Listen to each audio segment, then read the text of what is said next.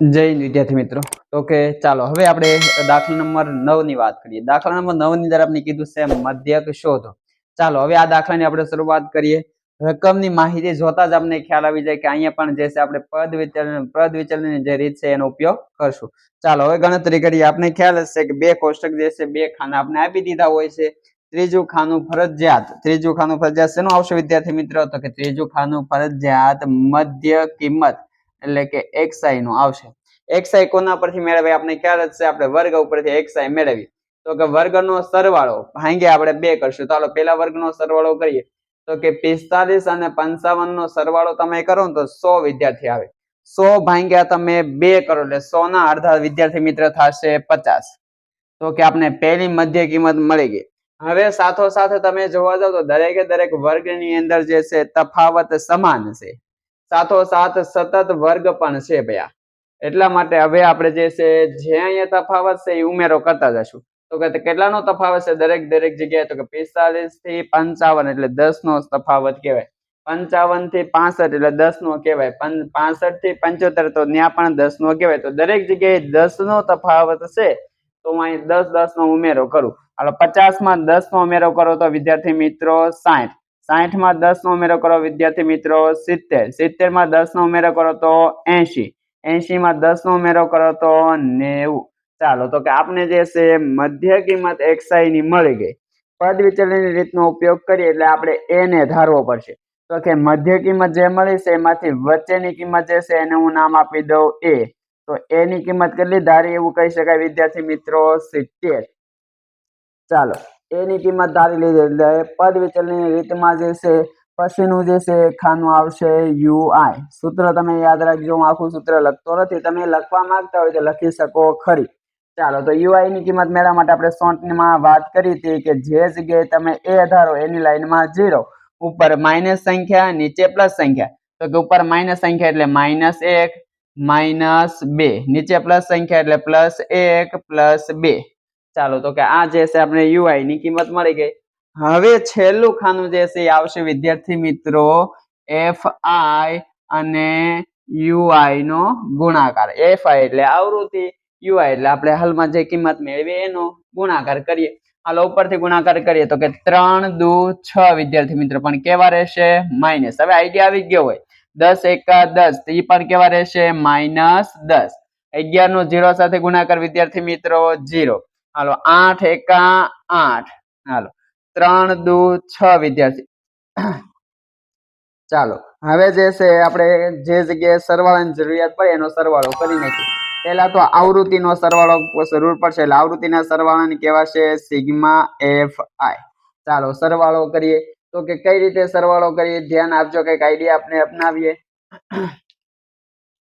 તો કે 10 અને 11 એટલે કે 21 થશે. 21 ની અંદર આપણે 8 નો ઉમેરો કરો તો કે 29 થશે. 29 ની અંદર 3 નો ઉમેરો કરો. 29 માં 3 નો ઉમેરો કરો એટલે કેવા છે? 32. 32 માં આ 3 નો ઉમેરો કરો એટલે વિદ્યાર્થી મિત્ર થશે અહીંયા 35. એટલે કે આપણને જે છે આવૃત્તિનો સરવાળો વિદ્યાર્થી મિત્રો મળ્યો છે 35. હાલો છેલ્લો જે છે સરવાળો એ પણ આપણે કરી નાખીએ. fi અને ui નો સરવાળો કરી એટલે એને કહેવાશે સિગ્મા fi ui. ધ્યાન આપજો, ત્યાં સરવાળો કરવાનો છે પણ આપણે બધાને ખ્યાલ છે કે ઉપર માઇનસ સંખ્યા છે નીચે પ્લસ સંખ્યા એટલે બાદબાકી થશે. ચાલો બાદબાકી થશે તો જોવા જઈએ તો કે પહેલા તો જે છે ને આપણે માઇનસ અને પ્લસ માં સમાન સંખ્યા જે છે ને એને કેન્સલ કરી નાખી. -6 અને +6 એટલે કેન્સલ થઈ જાય. તો સીધા વધ્યા કેટલા કહેવાય? -10 વધ્યા કહેવાય ને, +8 વધ્યા કહેવાય. એની બાદબાકી કરીએ તો 10 માંથી 8 જાય વિદ્યાર્થી મિત્રો તો કે 2 જવાબ આવશે. 10 માંથી 8 જાય તો 2. 10 મોટા છે એટલે એની નિશાની જવાબમાં લાગુ પડે એટલે -2 થઈ જશે. ચાલો બધાય જે છે બાયોડેટા હવે આપણે લખી નાખીએ સાઈડમાં. તો કે પહેલા તો a લખી નાખીએ. a ની કિંમત કેટલી ધારી છે વિદ્યાર્થી મિત્રો? આપણે 70. સાથોસાથ જોવા જાવ તો કે સિગ્મા fi ની કિંમત કેટલી મળી છે વિદ્યાર્થી મિત્રો? તો કે 35. સાથોસાથ જોવા જઈએ તો કે સિગ્મા fi ui ની કિંમત કેટલી મળી છે? -2. સાથોસાથ લખી નાખીએ s. તો s ની કિંમત એટલે કેવા છે વિદ્યાર્થી મિત્રો? અહીંનો તફાવત કેટલો હતો? તો કે 10.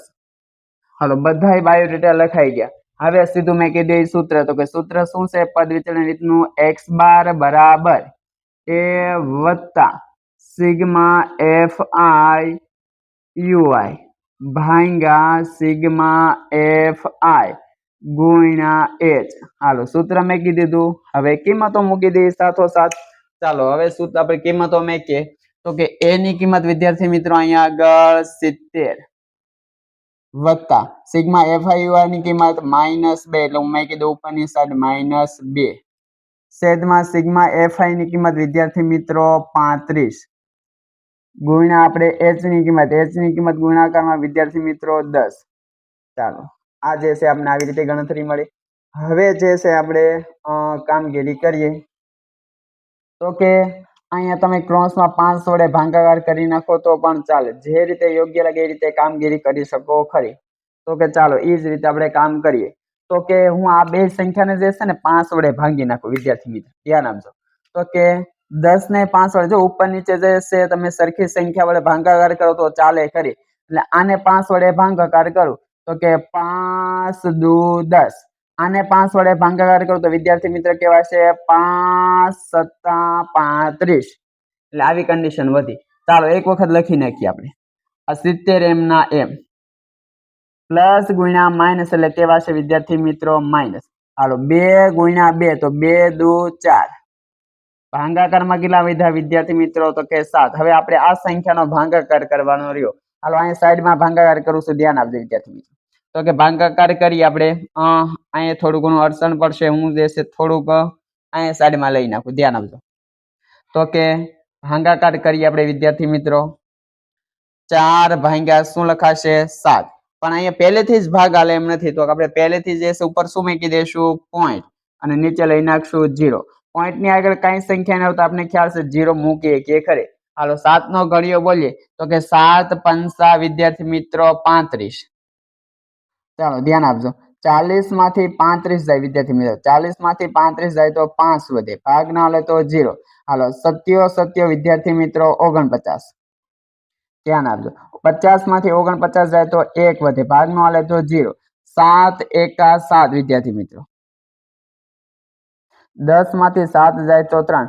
ચાલો હવે આગળ ભાગાકાર કરવાની જરૂરિયાત નથી, કારણ કે આપણે પોઈન્ટ પછીની બે સંખ્યા જે છે જરૂરિયાતમાં લાવી નાખો તો ચાલે. તો પોઈન્ટ પછીની બે સંખ્યા રાખું છું, ત્રીજી સંખ્યા હું દૂર કરું છું. ત્રીજી સંખ્યા મારે અહીંથી દૂર કરવી છે, તો આપણે આગળના દાખલામાં વાત કરી, જો ત્રીજી સંખ્યા 5 હોય અથવા 5 કરતા મોટી હોય તો આગળની સંખ્યામાં 1 નો ઉમેરો કરી શકાય ખરી, પણ અહીંયા 5 કરતા નાની છે એટલે એને તમે દૂર કરી નાખો ને તો આગળ ઉમેરો ન થાય, તો ખરેખર ત્યાં જવાબ ભાગાકારનો આવો મેળે એવું કહેવાય 70. ચાલો એમ ના એમ માઇનસ ની નિશાની, ભાગાકારનો જવાબ શું મેળવે વિદ્યાર્થી મિત્ર, એવું કહી શકાય તો કે 0.57. ચાલો હવે બાદ બાકી થશે, છેલ્લી બાદ બાકી કરી નાખીએ તો કે 70 માઇનસ આપણે જે છે 0.57, ઉપર પોઈન્ટ નથી તો ઉમેરો કરી દઈએ, પોઈન્ટ પછી આપણે જાતે જ લઈ નાખીએ બે સંખ્યા 0 તરીકે. ચાલો હવે 10 કોલીને કામ કરવું પડશે, અહીંયા 10 કોલી એટલે 1 નો ઘટાડો, એટલે અહીં કહેવાશે 6, અહીંયા 9, છેલ્લી સંખ્યા 10 લાગુ પડે, બાકી બધી સંખ્યા એ 9 જ રહેશે. ચાલો હાલો 10 માંથી 7 જાય તો વિદ્યાર્થી મિત્રો 3, 9 માંથી 5 જાય તો વિદ્યાર્થી મિત્રો 4, પોઈન્ટ નો પોઈન્ટ, 9 ના 9, 6 ના 6, તો વિદ્યાર્થી મિત્રો અહીંનો આપણે જવાબ શું મળશે 69.43. તો કે આ વિદ્યાર્થી મિત્રો મળી ગયો આપણો મધ્યક. ચાલો અહીંયા આગળ જે છે આપણો દાખલો પૂર્ણ થાય છે. હવે જે છે વિદ્યાર્થી મિત્રો આની પછીના નેક્સ્ટ લેક્ચરની અંદર આપણે નવા સ્વાધ્યાય સાથે મળશું. જય હિન્દ વિદ્યાર્થી મિત્રો.